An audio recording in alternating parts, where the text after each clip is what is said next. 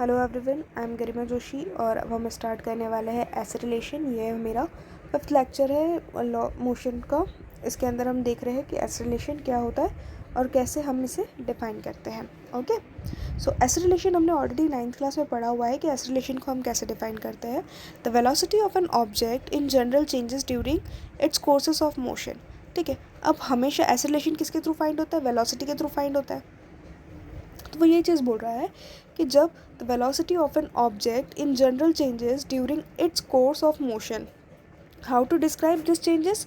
Should it be describe as the rate of change in a velocity. So ये कैसे describe होता है? Rate of change of velocity with distance और with time, distance के साथ और टाइम के साथ। This was a problem even in Galileo's time. It was first thought that this change could be described by the rate of change of velocity by with distance. जब Galileo ने इस चीज़ को startup करना शुरू किया था तब उन्हें भी थोड़ा बहुत लिटिल डाउट था कि क्या जो ये लॉ है ये मेरा प्रॉपर मुझे डिस्टेंस के साथ और टाइम के साथ प्रॉपर चेंज इन वेलोसिटी को बता पाएगा या नहीं बता पाएगा।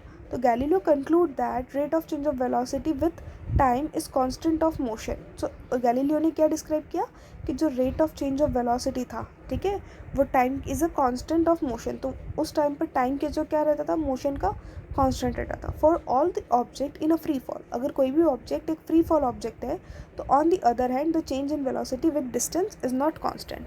तो एट दैट टाइम वो उसकी जो डिस्टेंस है वो क्या हो जाएगी? कांस्टेंट नहीं होगी। And decrease with the increase distance of fall.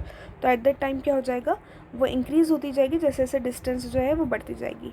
So this led to the concept of acceleration as the rate of change of velocity. अब जैसे कि rate of change of velocity के अंदर क्या था?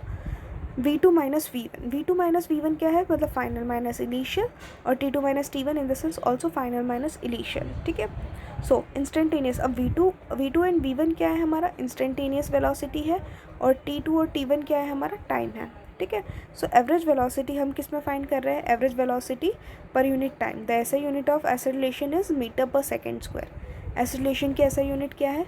Metre per second square on a plot of velocity versus time. अब हम यहाँ पे क्या देख रहे हैं? एक ग्राफ प्लॉट कर रहे हैं जिसके अंदर क्या है? वेलोसिटी वर्सेस टाइम के बेसिस में हम देख रहे हैं the average acceleration is the slope.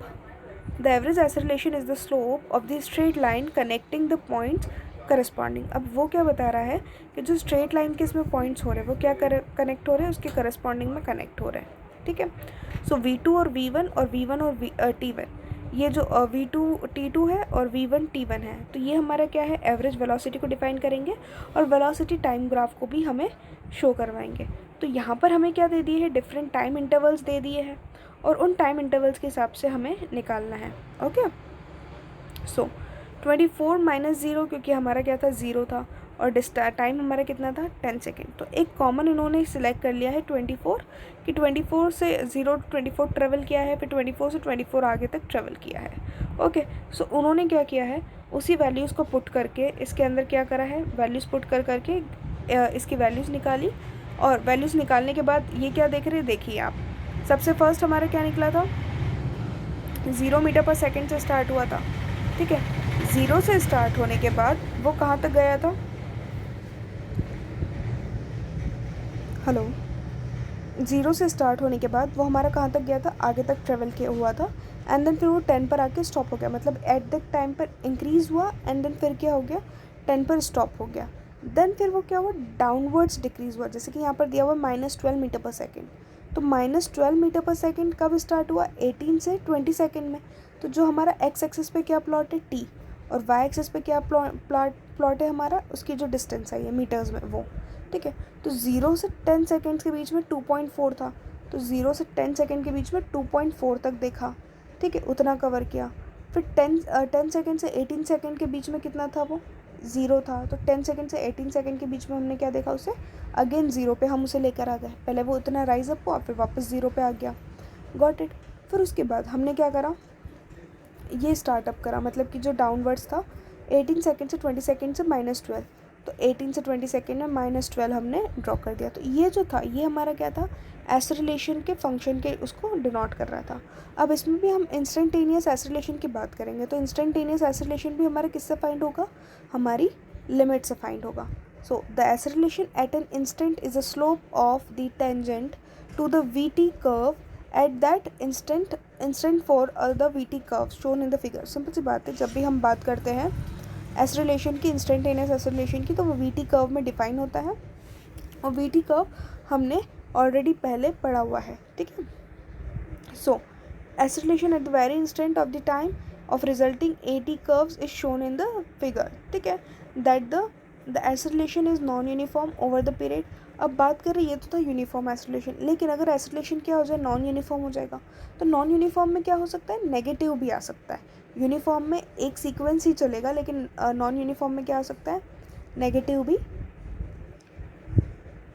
आ सकता है और ज़ीरो भी आ सकता है। दोनों चीज़ें उसके अंदर क्या कर सकती है, वेरी कर सकती है। When the acceleration is uniform obviously is equal to the average acceleration over that period. अगर क्या होगा, एसरिलेशन यूनिफॉर्म होगा तो सिंपल सी बात है, एवरेज एसरिलेशन भी क्या करेगा, सेम टाइम पीरियड में उसमें बिलो करेगा, उसमें कोई प्रॉब्लम नहीं आएगी। सो यहाँ पर हमें क्या दिए गए हैं, ग्राफ दिए गए। देखिए आप, ए बी और सी, 3 ग्राफ बने हुए कि एसरिलेशन कैसे हो सकते हैं। तो फर्स्ट वाला क्या होगा, पॉजिटिव एसरिलेशन। पॉजिटिव एसरिलेशन मतलब कि जो एक इंक्रीजिंग, मतलब कि प्रॉपर मून के शेप में अपवर्ड मून की तरह ड्रॉ हो रहा है। नेगेटिव के अंदर क्या हो जाएगा, डाउनवर्ड हो जाएगा। और जब रेस्ट में रहेगा तो रेस्ट में क्या रहेगा, एक स्ट्रेट लाइन रहेगी। अब स्ट्रेट लाइन किस पर करेगी, एक्स एंड वाई एक्सिस पर उसकी ड्रॉ रहेगी, जिसमें हम बोल सकते हैं